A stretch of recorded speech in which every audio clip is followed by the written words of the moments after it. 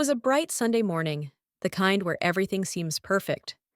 The birds chirped, the sun shone through the windows, casting a soft glow across our living room. But, for me, the warmth of the sun was overshadowed by a coldness that had taken root in my heart long ago. I sat at the kitchen table, the mug of coffee in my hands almost as if it were a lifeline, trying to get through another quiet morning with her. My name is Alex, and I was married to Emily, a woman who, for the longest time, had been my world. We met in college, both ambitious, driven, and passionate about our careers. Over the years, I watched us grow together, from a young couple in love to building a life with dreams, goals, and even a family. But little did I know, the cracks in our marriage were forming long before the day they became impossible to ignore. It started with the small things, Emily becoming distant, her late nights at work, and the sudden shift in how she interacted with me. I brushed it off at first, telling myself that it was just the pressures of life catching up with her. But then came the day when everything fell apart. I remember the exact moment it all started to unravel. We had just finished dinner, the table still set with the remnants of our meal, when Emily turned to me with a strange look in her eyes. It was the kind of expression I'd never seen before, one that hinted at something hidden beneath the surface. Her voice was steady, almost rehearsed, as she began to speak. "I think we need to talk about something," she said, not looking me in the eyes. The tension in the air thickened. I set down my fork, the food no longer appealing, my stomach twisting with a strange unease. "What's going on?" I asked, my voice barely above a whisper. She took a deep breath and finally met my gaze. "I've been thinking about us, our marriage. I think we need to open it." My heart sank. I wasn't sure I heard her correctly. "What do you mean, open it?" I asked, my words fumbling out as I tried to make sense of the confusion in my head. Emily's gaze faltered for a moment before she pressed on. "I mean, I've been seeing someone else, and I want to continue seeing him. I think we should consider an open marriage." I sat there, stunned, the world around me spinning. The words didn't register at first. The woman I had been with for over a decade, the mother of my children, was telling me that she wanted to share our marriage with someone else. I opened my mouth to speak, but nothing came out.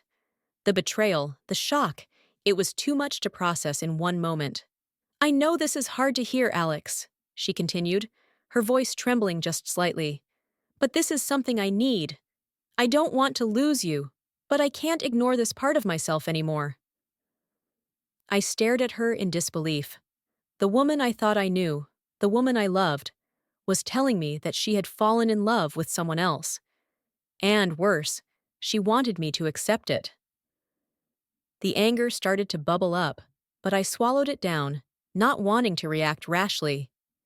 Instead, I asked, "Who is he?" Emily hesitated. Then, as if it were the most normal thing in the world, she told me, "His name is Greg. He's a colleague of mine. We've been seeing each other for a few months now." The room seemed to close in on me, my head pounding with the realization that everything I thought I knew about my life, my marriage, was a lie. I could feel my hands tremble as I gripped the edge of the table, trying to keep myself together. But the truth had already been spoken. "Why are you telling me this now?" I managed to ask, my voice strained. "Because," Emily said, her eyes finally softening, "I want you to understand. I need to be true to myself, and this is who I am now. I don't want to hurt you, but I can't keep pretending." The words hit me like a ton of bricks. I felt my entire world shift beneath me. The foundation that had once felt so solid had cracked, and I was falling into an abyss I couldn't escape. The anger came, but it was mixed with something else. Hurt, confusion, a profound sense of betrayal that left me numb. "I need some time," I said, standing up and walking away from the table. I couldn't look at her anymore, not without feeling like the life I had worked so hard to build was slipping through my fingers. That night, I lay in bed, staring at the ceiling, unable to find rest. Emily was in the next room, sleeping soundly. oblivious to the storm brewing in my chest. I couldn't sleep. I couldn't think straight. All I could do was replay the conversation in my head, over and over, trying to make sense of it. The next few days were a blur. Emily continued with her new arrangement, and I struggled to process everything. She acted as though nothing had changed, carrying on with her life as if this was something normal. Meanwhile, I felt like I was living in a nightmare. But what hurt the most wasn't just her affair. It was the way she dismissed everything we had built together. Her justification for the affair was cold, almost clinical. The idea that our marriage meant so little to her, that she could betray me so completely and expect me to just accept it, was beyond my comprehension. The breaking point came a week later, when Emily did something that, to me, was unforgivable. She sold our family house, without my consent. She told me, "My lover needs the money. Besides, I earn more than you, so just shut up and deal with it." That was the moment I knew I had to make a choice. The words Emily had said echoed in my head for days. "My lover needs the money. Besides, I earn more than you, so just shut up and deal with it." I could feel the weight of her words pressing down on me, suffocating me. It wasn't just the financial loss, it was the emotional betrayal that stung the most. Our home, the place where we built our life together, where our children had grown up, was gone. And it was all for some man who wasn't even part of our family. I'd always considered myself a patient person. I'd dealt with the ups and downs of our marriage for years, trying to keep things together, to make it work. But this was different. This wasn't just infidelity. It was the complete disregard for everything we had built together. I remember the day I found out the house was sold. I came home from work early, eager to discuss some things with Emily. When I walked through the front door, I was hit by the unmistakable sound of boxes being taped up and furniture being moved. The house felt different, emptier. "Emily?" I called out, but there was no response. I walked through the living room, my mind racing, trying to understand what was happening, and then I saw her, standing at the door with a few packed bags. "What's going on?" I asked, my voice tight with the frustration and anger building inside me. She looked up at me, her expression strangely calm, as though she had already prepared herself for this conversation. "I'm moving out," she said matter-of-factly. "I'm going to live with Greg." I stood there, frozen, not sure if I should laugh or cry. "You sold our house without telling me?" I asked, my voice shaking with a mix of rage and disbelief. Emily's face remained impassive. "I did what was best for me. Greg needs the money, and I'm happy to help him. Besides, you'll be fine. You always are." I couldn't believe what I was hearing. The woman I had loved for so many years, the woman I had trusted, was standing there, telling me she didn't care about me, about our family, about the years we had spent together. She didn't even look guilty. She looked satisfied.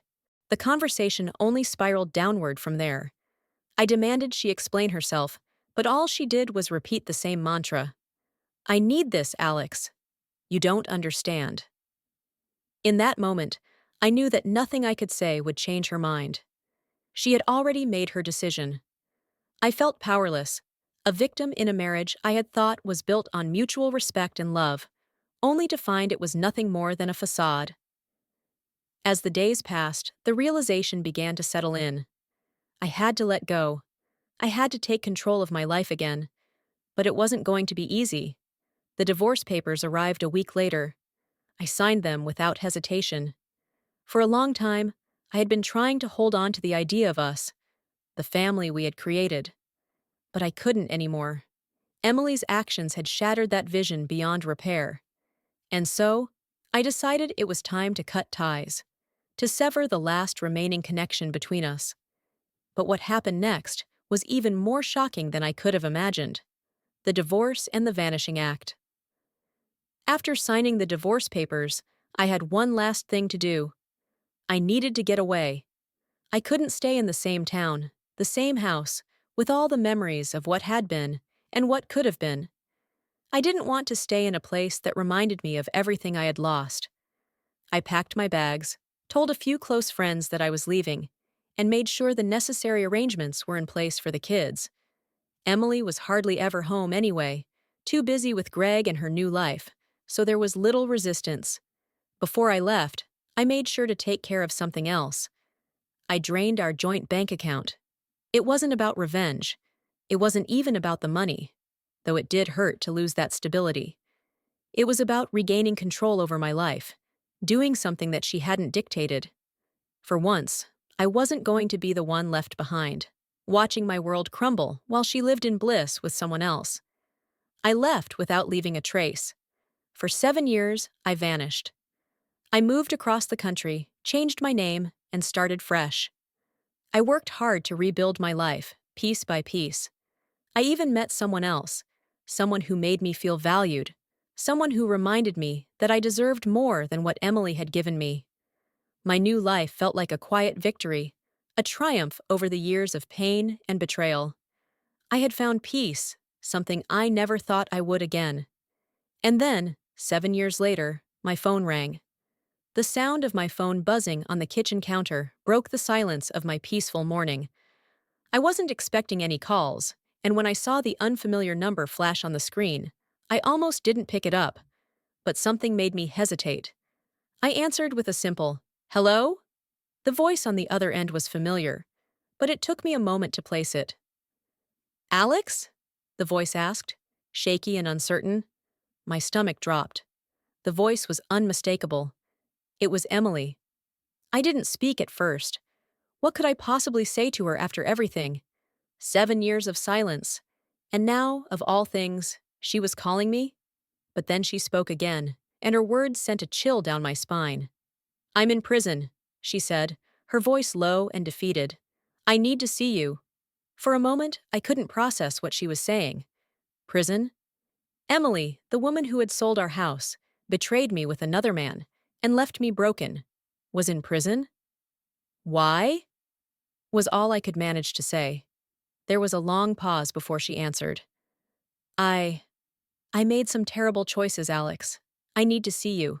You're the only one who can help me now." I was silent for a long time, my mind racing through the events of the past. The anger I had buried for so long resurfaced, but there was something else there too. Curiosity. What had happened to her? What had become of the woman who had destroyed our life? "I'll think about it," I said finally, before hanging up the phone. The call had left me unsettled, lingering in the back of my mind like a storm waiting to break. I had tried to move on. I had tried to forget the woman who had shattered everything I once believed in. But now, here she was, asking for my help, from prison no less. It felt like the past had come crashing into my present in a way I never expected. The days after that call were filled with uncertainty. I wasn't sure if I wanted to see her or if I could even face her after everything. But there was something gnawing at me, curiosity perhaps, or the faint possibility of closure. What had led her to this point?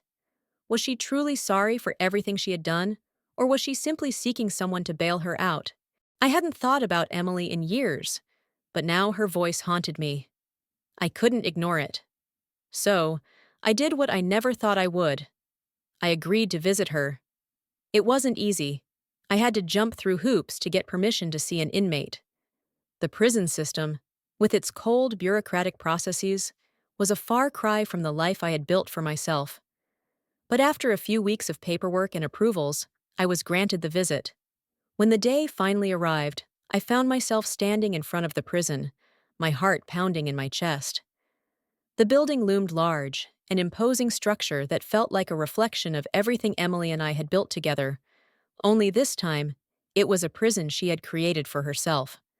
I walked through the metal detectors, the security checks, and into the visitation area. It was sterile, clinical, and cold, a far cry from the warm, comfortable home we once shared. And then, she was brought into the room. For the first time in years, I saw her again. Emily. She was thinner, her face drawn with the kind of weariness I hadn't seen in her before. Her once pristine hair was now unkempt, and her eyes lacked the confident spark I remembered. She looked defeated, vulnerable. I took a seat across from her, and for a moment, neither of us spoke. The silence was thick, heavy with the weight of the years that had passed. The pain, the betrayal, and now, this strange, awkward reunion. I had no idea what to say, and I wasn't sure if I cared to hear what she had to say. Finally, she broke the silence. "I'm sorry," she said quietly, her voice barely above a whisper. "I know I don't deserve your forgiveness, but I need you to know how sorry I am for everything." I studied her face, searching for some hint of sincerity. Her eyes were full of regret, but I couldn't help but wonder if this was another one of her manipulations. Was this just another attempt to get what she wanted, or was she truly remorseful for her actions? "Sorry?" I repeated, the word bitter on my tongue. "Sorry for selling our house? For betraying me with another man? For completely destroying everything we had?" She winced at the sharpness of my words, but she didn't look away. "Yes, Alex. I'm sorry for all of it. I've made terrible mistakes, and I've paid for them." I leaned back in my chair, folding my arms across my chest. "You paid for them?" I asked, my voice laced with disbelief. "How? By running off with your lover and living your best life while I was left to pick up the pieces?" She hung her head, the weight of my words clearly hitting her. "It's not what you think, Alex. I thought I had it all figured out, but I was wrong. The man I thought I loved, he was just using me. He was never going to be the man I wanted him to be. And when I realized that, it was too late. I had already ruined everything." I stared at her, the anger still bubbling beneath the surface. "You ruined our family, Emily. You threw everything away. And now you want me to just forgive you? You want me to feel sorry for you?" "No," she said, her voice trembling. "I don't want you to feel sorry for me. I don't deserve your sympathy. I just wanted you to know that I'm sorry. I didn't realize what I had until it was gone." I shook my head, trying to make sense of her words. I had spent so many years hating her, feeling betrayed and abandoned. But now, sitting across from her, I couldn't help but feel a twinge of pity. It wasn't that I wanted to forgive her. It wasn't that simple. But I had to admit, there was a part of me that couldn't ignore the fact that she was suffering now. "I don't know if I can forgive you," I said, my voice softening. "Maybe someday, but not today. What you did, it broke me. I don't think I'll ever forget it." She nodded slowly, as if she had expected that answer. "I understand," she said quietly. "But if there's any chance, I just want you to know that I've changed. I know I can't undo the past, but I want to make things right, even if it's just for me." Her words hung in the air like a question I wasn't sure how to answer. Could I ever truly forgive her? Could I move past all the hurt, the anger, the betrayal? Or was this meeting just a painful reminder of everything I had lost? I stood up, unable to look at her any longer. "I don't know what to say, Emily. I need time to think. I've rebuilt my life, and I'm not going to let you destroy it again." I turned and walked toward the door, my heart heavy with uncertainty. But just before I left, I heard her voice one last time. "Alex, please don't leave me like this," she said, her voice breaking. "I need you to know that I'm truly sorry. I never wanted to hurt you." I didn't turn around. I just walked out. The days following that visit were a whirlwind of emotions I couldn't fully process. I didn't know what to do with the information Emily had given me. I didn't know if I should feel sorry for her or if I should be angry all over again. I didn't know if I should just cut her off once and for all, or if there was a possibility for some kind of resolution. But one thing was clear. I had moved on. My life had moved on. And Emily's return had only served to remind me of what I had left behind. The divorce papers were final. The years of pain, betrayal, and heartache had been sealed in a legal document, and I had no intention of reopening that chapter of my life. But when I received a letter from her a few months later, an apology, a request for closure, and an offer to help with the kids, I knew that the past was never truly gone. It would always be there, lingering in the background, waiting for me to confront it again. In the end, I realized that sometimes the best way to heal is not by forgiving the person who hurt you, but by letting go of them completely. The story teaches us that betrayal and hurt can leave lasting scars, but healing comes from within. Sometimes we hold on to the past because we're unsure how to move forward. The lesson here is that while forgiveness is powerful, it's not always about letting the person who wronged you back into your life. True healing happens when you prioritize your peace and happiness over the pain someone else caused. In the end, the key to overcoming betrayal is not in seeking revenge or retribution, but in finding strength to move on, rebuild, and never let anyone's actions define your worth. Thank you for watching, and if you haven't subscribed to my channel yet, please do so and press the notification bell. This way, you'll stay updated with more shocking real-life stories.